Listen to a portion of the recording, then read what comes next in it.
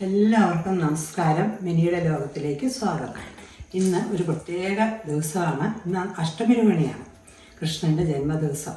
ഭഗവാൻ ഏറ്റവും ഇഷ്ടപ്പെട്ട ഉണ്ണിയപ്പം ഉണ്ടാക്കാമെന്നാണ് ഞാൻ വിചാരിക്കുന്നത്.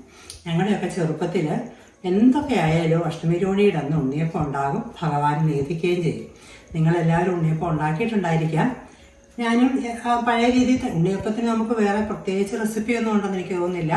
അതിന് നമ്മളെല്ലാവരും പച്ചരി നമുക്ക് ഒരു 3 മണിക്കൂർ നന്നായിട്ട് കുതിർത്തെടുത്ത പച്ചരിയുണ്ട്, ശർക്കര ഉരുക്കിയതുണ്ട്.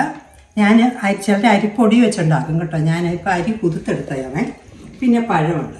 നാട്ടിലാണെങ്കിൽ നമുക്ക് പാളയംകുടം പഴമാണ് ശരിക്കും ഉണ്ണിയപ്പത്തിന് നമ്മൾ ചേർക്കേണ്ടത്. ഇവിടെ പാളയംകുടം പഴമൊന്നും കിട്ടുകയില്ല. അതുകൊണ്ട് ഞാൻ റോബസ്റ്റയാണ് ഇവിടെ കിട്ടുന്നത്. ആ റോബസ്റ്റ പഴം വെച്ചാണ് ഞാൻ ഉണ്ടാക്കാൻ പോകുന്നത് കേട്ടോ. അപ്പോൾ ഇത് ശർക്കരയെല്ലാം ഉരുക്കി വെച്ചു, അരി കുതിർത്ത് വെച്ചിട്ടുണ്ട്, പഴമുണ്ട്. അപ്പോൾ ഇത് മൂന്നും കൂടെ മിക്സിയുടെ ജാറിലിട്ട് നമുക്ക് നന്നായിട്ടൊന്ന് അരച്ചെടുക്കാവേ. മാവ് അരച്ചുകൊണ്ട് വന്നിട്ടുണ്ട്. നോക്കി നന്നായിട്ട് അത് ശകലം തരി വേണം കേട്ടോ. നല്ല നൈസായിട്ട് അങ്ങ് അരയ്ക്കരുതേ, ശകലം തരി വേണം. പിന്നെ ഇതിനകത്ത് ഞാൻ ഏലക്ക പൊടിച്ചത് ചേർത്തിട്ടുണ്ട്, നെയ്യും ചേർത്തിട്ടുണ്ട്. ഇത് ഇത്രയും ചേർത്ത് നമ്മൾ കുറച്ച് സമയം വെക്കണം. കാരണം എനിക്കൊരു ഇതെന്താണെന്ന് വെച്ചാൽ നമ്മൾ എവിടെ ജീവിച്ചാലും ഇന്ന് അഷ്ടമി രോഹിണിയാണ്, അവിടെ നമ്മൾ ഈ ഉണ്ണിയപ്പം ഉണ്ടാക്കണം. കാരണം നമ്മൾ എത്രയാണ് നമ്മുടെ സംസ്കാരങ്ങൾക്കൊന്നും മാറ്റമില്ലല്ലോ.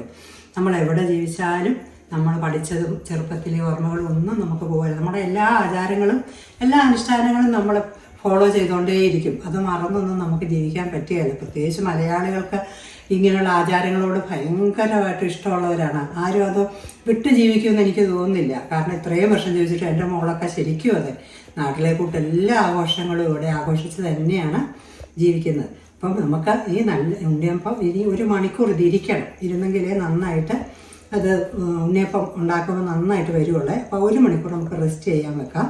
റെസ്റ്റ് ചെയ്തതിന് ശേഷം നമുക്ക് ഉണ്ണിയപ്പം ഉണ്ടാക്കി ഭഗവാന് കൊടുക്കാം കേട്ടോ. അപ്പോൾ 1 മണിക്കൂർ കഴിഞ്ഞ് കേട്ടോ. മാവ് 1 മണിക്കൂറായി നമ്മൾ വെച്ചിട്ട് ഇനി നമുക്ക് അപ്പക്കാര ഉണ്ണിയപ്പം ഉണ്ടാക്കുന്ന ഈ പാത്രം വെച്ചു. പാത്രം ചൂടായി കഴിഞ്ഞപ്പോൾ നമുക്കിനി എണ്ണ ഒഴിക്കാവേ.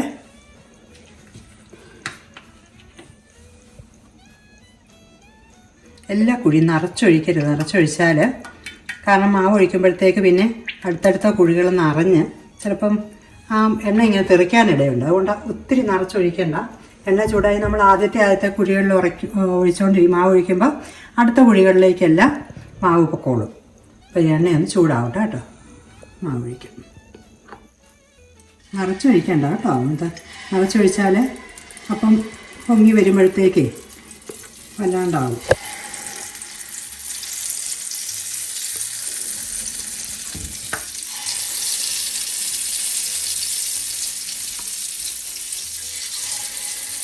കേട്ടോ അടുത്തടുത്ത കുഴികളിലേക്ക് എണ്ണ പോകുന്നത്.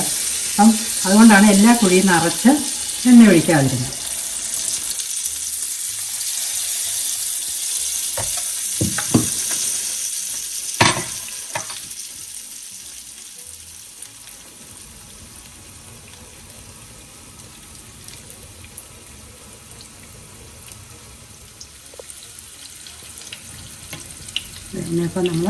ഇനിയിപ്പോൾ നമ്മളിങ്ങനെ മറിച്ചിട്ട് കൊടുക്കണം കേട്ടോ. ഒരു ഏകദേശം നന്നായിട്ട് മൂത്ത് വരണ്ടേ.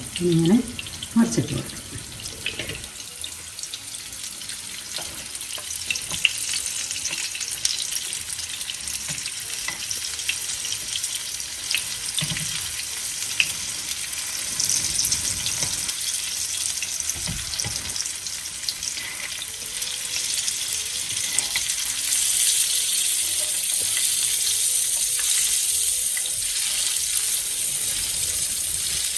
ഈ വശം കൂടെ മൂത്ത് കഴിയുമ്പോൾ നമുക്ക് ഉണ്ണിയപ്പം എടുക്കാതെ. ഇത് നമ്മുടെ ഉണ്ണിയപ്പം എല്ലാം മൂത്തിട്ടുണ്ട്.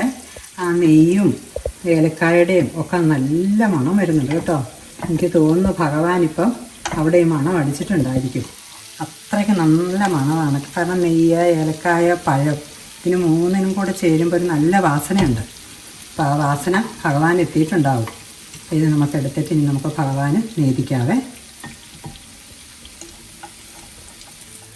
നമ്മുടെ ഉണ്ണിയപ്പം എല്ലാം നമ്മൾ ആക്കിയെടുത്തിട്ടുണ്ട് കേട്ടോ.